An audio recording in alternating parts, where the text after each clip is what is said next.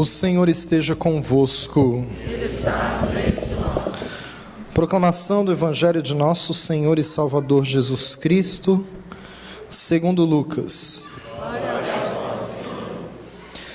Naquele tempo, algumas pessoas comentavam a respeito do templo, que era enfeitado com belas pedras e com ofertas votivas.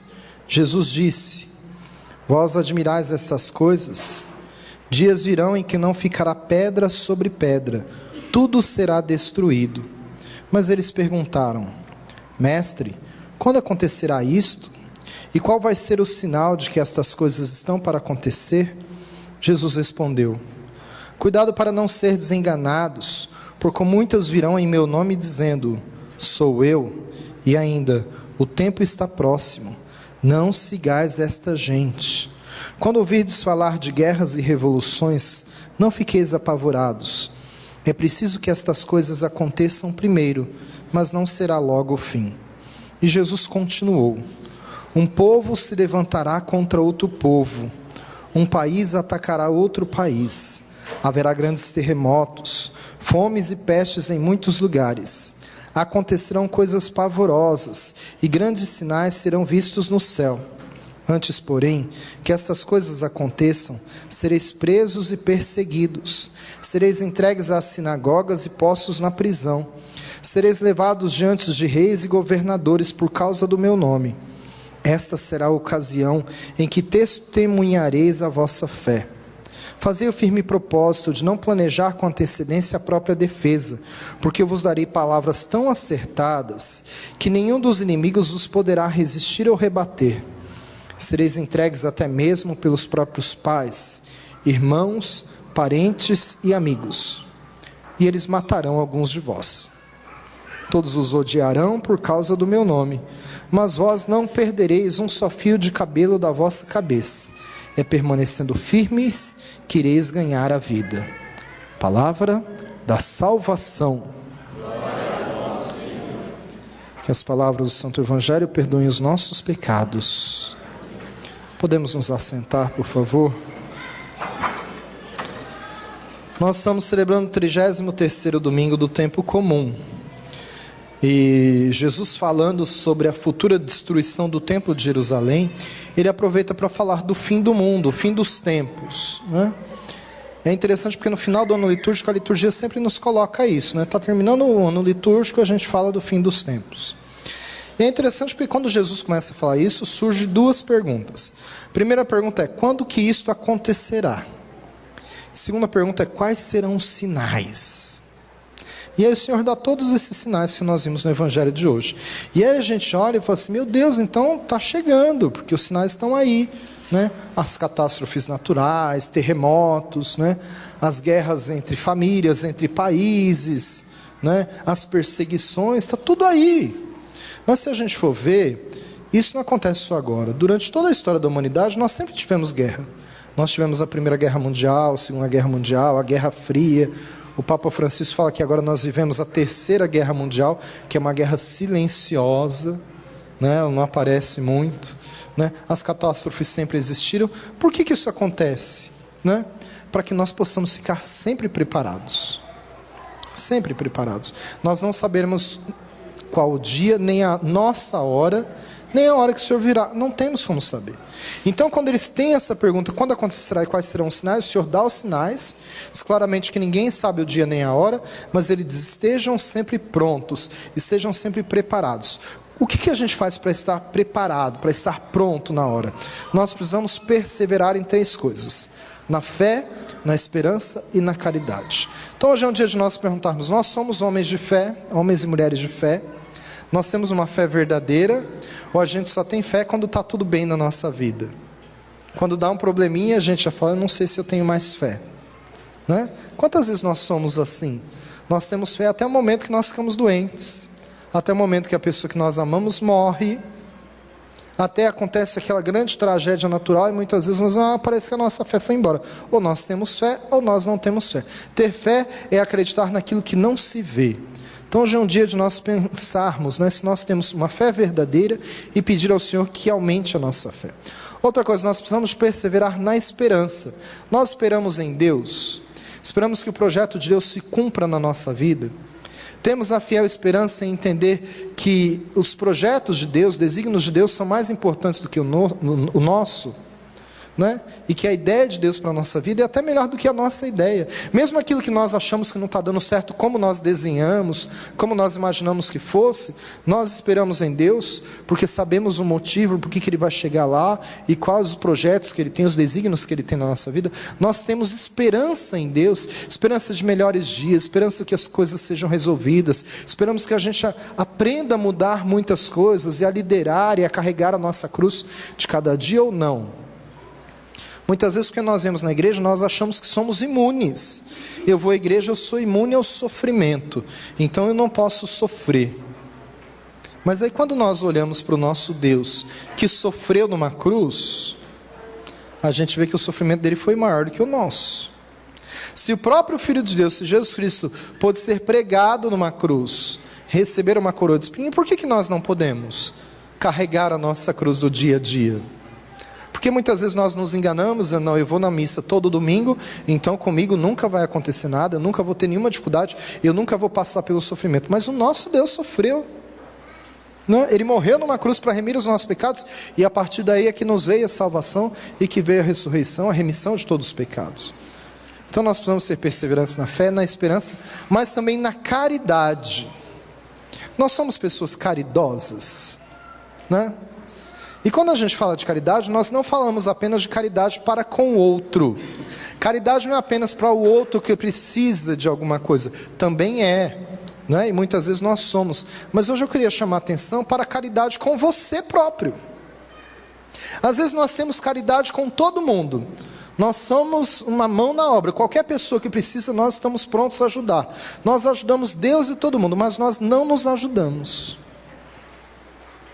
Às vezes a gente sabe dar conselho para todo mundo e socorrer todo mundo, mas às vezes nós não conseguimos agir com caridade com a pessoa da nossa casa. Às vezes nós conseguimos dar bons conselhos para a vida do outro, mas não conseguimos viver um bom conselho, entrarmos em acordo no nosso casamento, ou com relacionamento com os nossos filhos, ou com os nossos pais. Quantas vezes nós cuidamos da alimentação e da saúde de tantas pessoas, mas não cuidamos da nossa? Não é? E nós somos templos do Espírito Santo. Então nós precisamos primeiro ter caridade conosco mesmos, ser caridosos conosco. Depois ser caridosos com aquela pessoa que está próxima de nós, que às vezes mora conosco, que às vezes trabalha conosco. E aí sim, claro, também viver a caridade com aquela pessoa que precisa mais, que muitas vezes nós nem conhecemos, nem vimos, mas queremos ajudar de alguma forma. Então nós precisamos viver a caridade nessa totalidade da fé. Nós vivemos ou não vivemos? Ou nós mentimos que vivemos perseverando na fé, na esperança, na caridade? Hoje é um dia de nós nos perguntarmos isso, não é? Veja bem, gente, quando nós vemos todos esses sinais ditos no Evangelho, a gente diz, bem, o tempo está chegando, a hora está chegando. Porque hoje em dia, por exemplo, muitos cristãos estão deixando os seus países para receber o batismo ou viver o batismo em outros lugares. Ou estão ali no seu país arriscando a própria vida porque são perseguidos. São sinais. Nós, graças a Deus, temos um país, não é? Temos liberdade religiosa. Mas o que nós fazemos com isso? Não é? Nós nos acomodamos ou nós vivemos de verdade a nossa religião, a nossa união com Deus? Gente, o Evangelho de hoje quer dizer para nós que tudo é passageiro, tudo passa, tudo é provisório. Só uma coisa permanece, que é o Senhor. Só o Senhor é ontem, hoje será eternamente. Só Ele é eterno, só Ele não passa. Nós precisamos ter isso muito claro na nossa vida. Nós precisamos ter isso muito claro na nossa mente. O Papa Francisco hoje de manhã celebrava lá no Vaticano o jubileu para os sem-teto. O jubileu para os mais pobres, os mais vulneráveis. E ele dizia, tudo passa, inclusive essa basílica aqui também passa. E algumas pessoas ficavam assustadas, mas ele está falando da Basílica de São Pedro. Claro, tudo passa. Essa igreja também passará. Tudo passa na nossa vida. Só Deus permanece. Não é? Eu me lembrei muito daquilo que Jesus disse quando ele falou do Templo de Jerusalém. Porque para aquele povo do Templo de Jesus, o Templo de Jerusalém era a grande expressão máxima da fé. Porque ali tinha acontecido o sacrifício de Abraão, ali que eles colocavam a sua confiança, pela imponência do templo feito com grandes pedras, também pelo significado que ele tinha para eles. E aí, eles olham para o templo de Jerusalém e falam assim: bem, o templo de Jerusalém é indestrutível, é inabalável. Essa era a consciência que eles tinham, o conceito que eles tinham. Aí Jesus chega e fala assim: pois é, mas não ficará pedra sobre pedra, tudo será destruído. E eles entram em parafuso. Mas é muito interessante, porque falando dessa destruição, falando de tantos sinais de catástrofes, o Senhor termina dizendo, completando para nós: não se preocupe, não prepare nem palavras para você se defender, porque eu vos darei palavras tão acertadas que nenhum dos inimigos poderá resistir ou rebater. Não, você não perderá um fio de cabelo da vossa cabeça. Olha que bonito a proteção que o Senhor nos dá. Mas nós confiamos nessa proteção? Nós nos lançamos de verdade em deixar que o Senhor nos proteja? Mas é muito interessante, porque nessa mesma liturgia, o Senhor coloca na segunda leitura de hoje, uma coisa muito importante para nós. Diz assim, que não haja ninguém demasiadamente ocupado em não fazer nada. Não é? É a questão do ócio, a ociosidade, que é a mãe de todos os vícios. Tem muita gente que está muito ocupado em não fazer nada. Tem gente que se acostumou em não fazer nada. Nada. Eu vou criar um objetivo, eu vou ter uma meta, eu vou ter um plano na minha vida, mas nunca tem, ou fica enrolando, passa semanas, meses, anos e nunca faz nada. Quantas pessoas se acostumaram a não fazer nada, absolutamente nada? Por quê? Ou porque vivem uma depressão profunda, ou porque vão empurrando com a barriga e nunca fazem nada.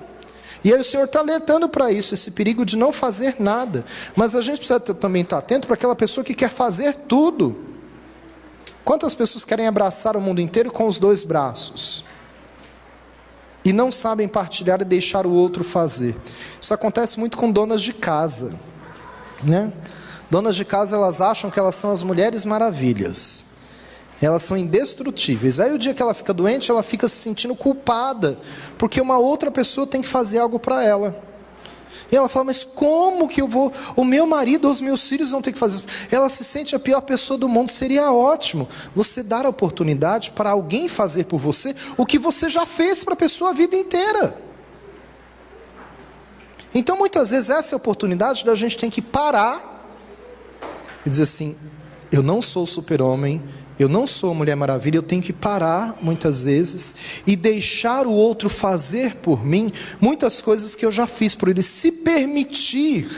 Às vezes nós não permitimos que o outro faça algo por nós, porque nós estamos tão cheios de coisas para fazer, e tão cheios e tão acostumados a fazer, que muitas vezes nós temos a dificuldade de parar, e às vezes é necessário que a gente pare também. Então entenda uma coisa, gente, a liturgia desse final de semana quer nos lembrar que nesse mundo tem tantas coisas belas, tantas coisas grandes, mas há também muitas misérias. Quer dizer, uma realidade, há também muita violência, há muita crueldade, há muitas catástrofes naturais, né? Há pouco tempo aí tinha um grande terremoto, né? Pegou lá o Haiti e tantos lugares, né? Tem questão de terrorismo. Só que muitas vezes nós jogamos a culpa em Deus sem Deus ter a culpa. Quantas vezes nós dizemos assim, olha, as chuvas estão matando, tem lugar que está chovendo demais, e outro lugar não cai uma gota d'água, então a seca está matando. Aí nós dizemos, mas como que Deus pode ser assim? Gente, na verdade, nós estamos destruindo o nosso planeta. Eu fico pensando esses dias, né, que de manhã está sol, chega ao meio-dia, chove, às 3 da tarde faz um frio danado, e à noite esquenta de novo. E eu falo, em que estação do ano nós estamos?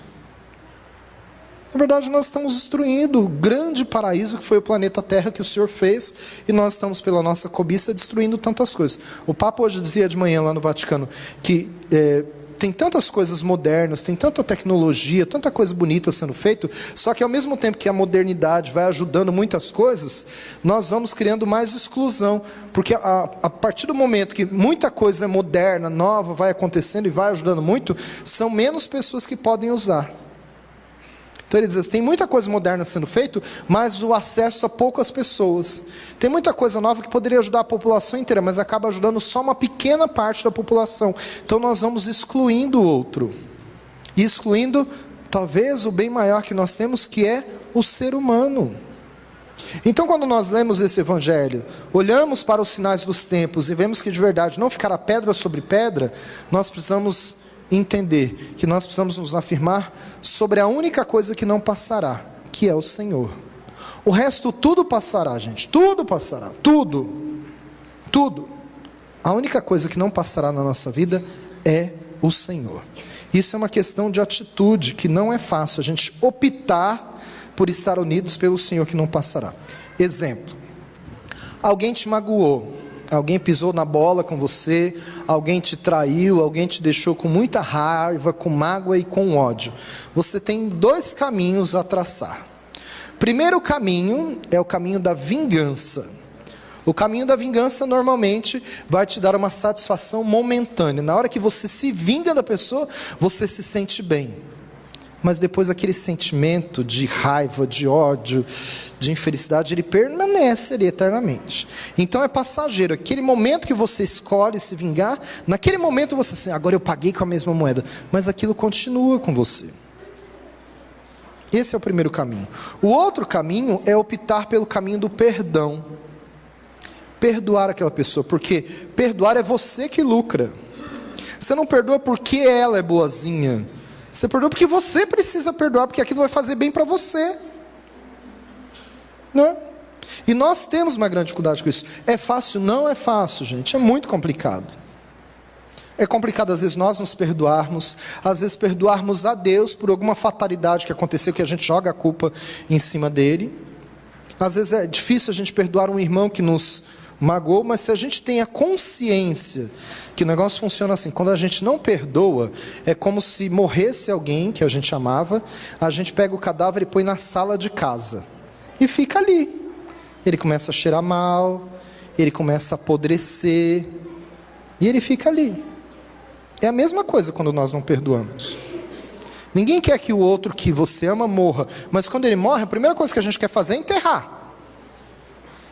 Antigamente os velórios até eram muito compridos, agora é sempre mais rapidinho, porque a gente não quer viver aquele sofrimento por muito tempo, né? Nós queremos descansar e que a outra pessoa também descanse, aquele corpo que vai se decompor, isso é natural. Quando nós não perdoamos, é como se a gente pegue aquela pessoa que nos magoou, que a gente já matou no nosso coração, porque talvez o que ele fez foi muito duro para nós, e a gente coloca ele lá na sala de casa, aquele cadáver, e o cadáver vai se deteriorando, ele vai fedendo, ele vai cheirando mal, e ele vai fazendo mal para nós também. Então são opções na nossa vida. Se nós sabemos que tudo vai passar, menos o Senhor, então nós vamos nos apegar ao Senhor. E nos apegar ao Senhor é escutar a palavra do Senhor e pôr em prática aquilo que Ele nos fala. Então se Ele falou para nós que é melhor perdoar 70 vezes 7, é melhor nós perdoarmos infinitamente quando Ele mandou, porque aquilo vai fazer bem para a gente.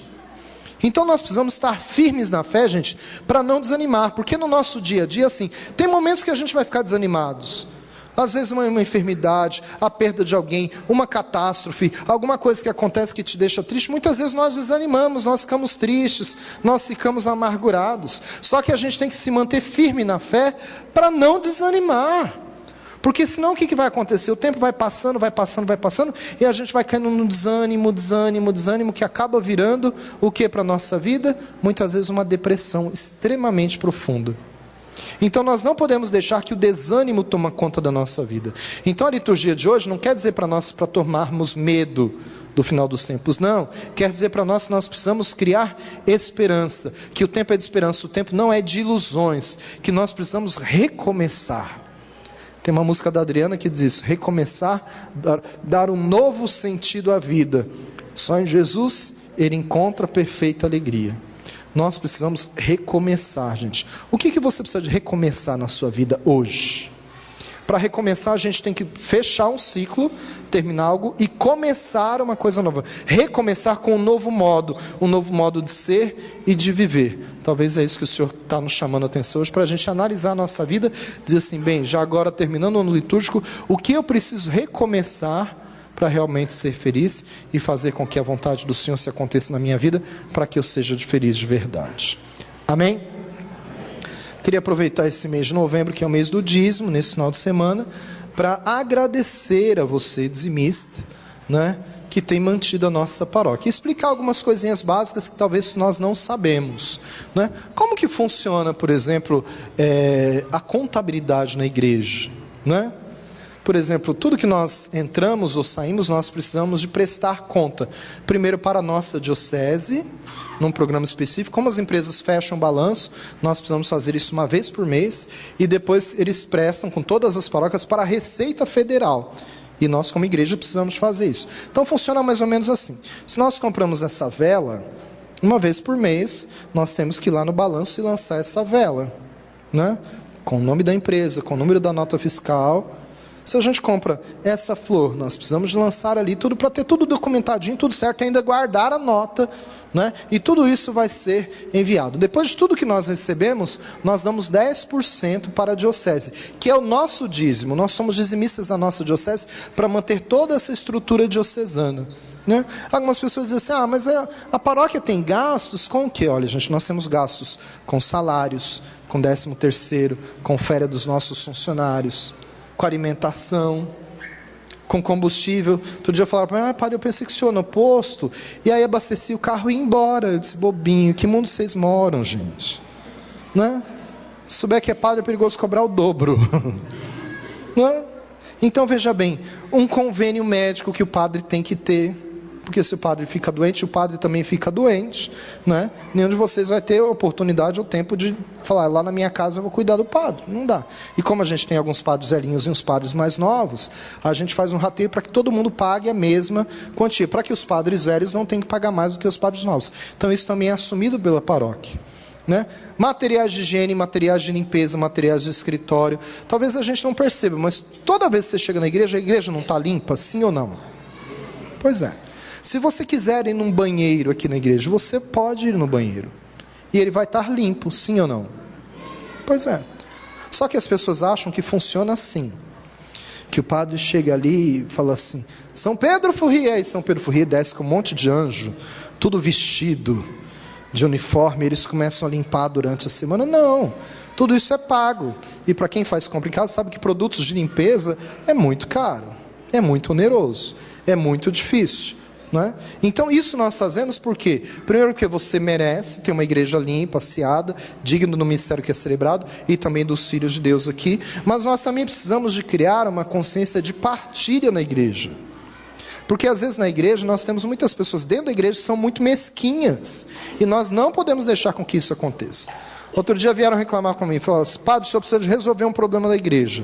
Eu disse, qual é? Eu estou percebendo, padre, que às vezes as pessoas passam na rua, não são pessoas católicas, não vêm rezar, mas eles entram para usar o banheiro. O senhor precisa trancar o banheiro para que essas pessoas não usem. Eu digo de forma alguma, porque a igreja é a casa de Deus. E o Pai sempre está de braço aberto para receberem os seus filhos. Padre, mas eles não vieram rezar. Eu disse assim, então, não sei você, mas eu já tive algumas vezes na rua que me deu uma vontade emergencial de ir no banheiro. E eu queria muito ter um banheiro limpo naquela hora, e às vezes eu não consegui. Então nós precisamos dar um testemunho de amor para o mundo. Outro dia brigaram comigo e falaram assim, padre, o senhor é muito tranquilo. Para algumas coisas o senhor é muito bravo, para outras coisas o senhor é muito tranquilo. Reclamaram que os meninos que ficam ali andando de skate, entram de skate no salão e usam o banheiro. Eu falei, gente, o skate não peca. Eu só não ando no skate porque eu não sei andar naquele negócio. Eu acho até bonitinho. A partir do momento que eles têm essa liberdade de entrar e usar o banheiro, eles ficam mais próximos de Deus. Se um dia eles tiverem uma necessidade, eles vão ter coragem de entrar para rezar. Se nós criamos a igreja do não pode, as pessoas vão se afastando mais de Deus. Padre, mas eles não vêm aqui para rezar. Mas Deus está olhando para eles, está vendo? Olha como é que eles estão pertinho. Deus é muito esperto, gente. Ele vai vendo a proximidade, ele vai dizendo, eu vou pegando desse jeito, ou daquele outro. E as pessoas vão se acostumando, né? Vão se acostumando com isso. Talvez eles vão dizer lá na frente, olha, vamos naquela igreja onde nós andávamos de skate, e talvez chegando por um skate, Deus cata eles para rezar. Nós não sabemos. Então nós precisamos ter generosidade com as pessoas dentro da igreja. Nós não podemos dizer que a igreja é nossa. A igreja é a casa de Deus. Nós mantemos essa igreja para nós e para as outras pessoas que são os filhos de Deus. Então eu queria agradecer você que é dizimista, que nos ajuda a manter essa igreja, né? Porque é a sua colaboração mensal que faz a gente existir. E muitas vezes nós pensamos, que não está ajudando a nada. Você não imagina a ajuda que você faz, e o dízimo que você traz, a coleta que você faz, como mantém a nossa igreja. Para você ter uma ideia, eu sempre faço um balanço no final do ano, para a gente ver como é que estão as coisas. E aí a gente faz cálculos por ali. Por exemplo, no último ano, nós gastamos só de gás de cozinha R$3.000. Não é? Porque a gente também tem as festas, tem os eventos, e tudo isso vai se movimentando ali. Por exemplo, nós gastamos no último ano de luz R$15.000. E aí as pessoas dizem, padre, precisamos fazer alguma coisa para diminuir a conta. Na minha cabeça é o contrário, gente. Se o ano a gente gastou R$15.000, na minha cabeça esse ano que vem a gente tem que gastar 30. Por quê? Na minha cabeça assim, se a gente gastou R$15.000, é porque nós tivemos pessoas que ficaram ali, que usaram a igreja e a luz estava acesa, que usaram as salas para uma reunião, para uma promoção social, para alguma coisa. Então, se a gente usar mais no ano que vem, para mim, é o sinal que mais pessoas estiveram na igreja durante mais tempo e mais pessoas foram assessoradas, ou na promoção social, ou na evangelização. Então, a nossa cabeça muda. Claro que eu não quero que fique a luz acesa se ninguém está usando. Claro que eu não quero que nós possamos deixar a torneira vazando, porque isso daí seria desperdício. Não, mas cada ano nós queremos gastar um pouquinho mais. Por quê? Porque se a gente gasta um pouquinho mais, é sinal que mais pessoas estão usando a igreja. Pelos nossos cálculos, nós gastamos no ano R$6.000 de água. O ano que vem eu quero que gaste mais, porque senão que mais pessoas vão estar aqui, mais pessoas vão poder usar o banheiro, a gente vai poder usar mais a dinâmica de todo o espaço. Então para nós é muito importante isso, né? Que nós tenhamos essa consciência, né? De que quanto mais a gente investe, mais pessoas nós teremos aqui, passando mais tempo aqui. Por outros lados, eu também me preocupo com alguma coisa. Por exemplo, nós gastamos apenas R$2.000 com partículas e vinhos para a missa. Eu fiquei preocupado, fiquei pensando, nossa, eu acho que tem pouca gente comungando. Mas aí também me lembrei de um detalhe importante que a gente tinha no passado, que nós normalmente deixamos ali na sacristia, o vinho canônico, é o vinho próprio para a missa, e aí normalmente os meninos chegavam para mim e diziam, padre, o que aconteceu essa semana? O senhor foi rezar a missa em algum lugar, ou emprestou o vinho para alguma paróquia? Porque semana passada a garrafa estava cheia, agora a garrafa está só um pouquinho. E eu falei, gente, o que será? E sugeriram para mim que era um anjo que aparecia, e que vinha aqui tomar o vinho da missa. Mas aí, como eu desconfiei que não era bem um anjo, nós trancamos, né? Você vê que é cada coisa que a igreja passa, gente, vocês não acreditam, né? Coisa que a gente nunca imagina acontece. E aí, graças a Deus, diminuiu, que aí a gente cortou a fonte. Mas são coisas que infelizmente acontecem na nossa vida, não é? Então eu queria agradecer de verdade a todos vocês, porque se tudo isso que acontece, nós conseguimos pagar todas as nossas contas, é porque todo mês você vem aqui com a sua fidelidade, com a sua generosidade e colabora conosco. Então hoje é o dia de não pedir, mas de agradecer por tudo isso, não é? E saber também que nós ainda temos muitas dificuldades, temos muita coisa a ser feita ainda, e algumas coisas nós não projetamos para fazer, né? Por exemplo, a nossa comunidade de São João do Jardim das Palmas foi assaltada 3 vezes essa semana. Entraram no salão da comunidade, primeiro tiraram as telhas, depois nós colocamos as telhas lá, colamos as telhas, né? Funcionou, depois tiraram, quebraram as telhas, e não tem nada. O que tem ali são roupas para o bazar da Pichincha para os pobres, né? E aí derrubaram todas as roupas e roubaram mesas, essas mesas de plástico que custaram, porque nós compramos elas, e eram várias mesas, algumas até quebraram, deixaram pelo meio da estrada. E aí nós falamos isso primeiro para mostrar a nossa tristeza, depois para mostrar a nossa preocupação, porque nós achamos assim, quando a pessoa chega a esse ponto de desrespeitar a casa do Senhor, desrespeitar o lugar que ajuda os mais pobres, porque aquele lugar só ajuda os mais pobres, aquele salão é justamente para isso, para fazer o sopão uma vez por mês para os mais pobres.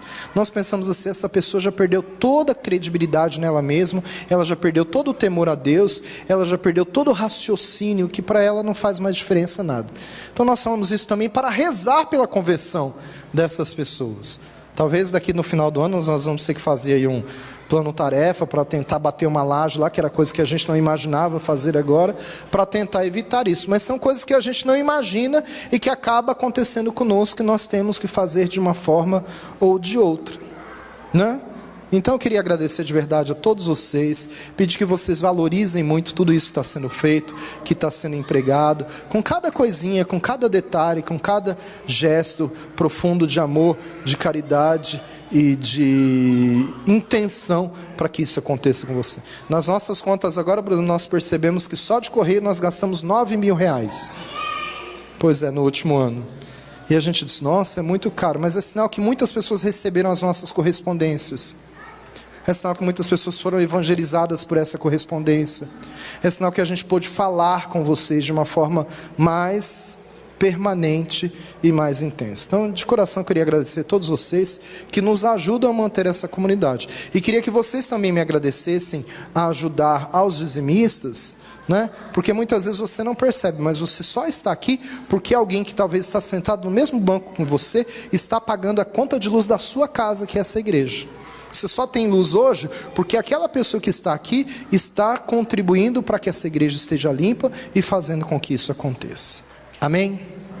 Vamos dizer então assim: Senhor Jesus, hoje queremos dizer muito obrigado aos nossos dizimistas, porque pela sua bondade e a sua generosidade, cada vez mais podemos ser tocados pelo Senhor, pela palavra e pela presença de Jesus na Eucaristia.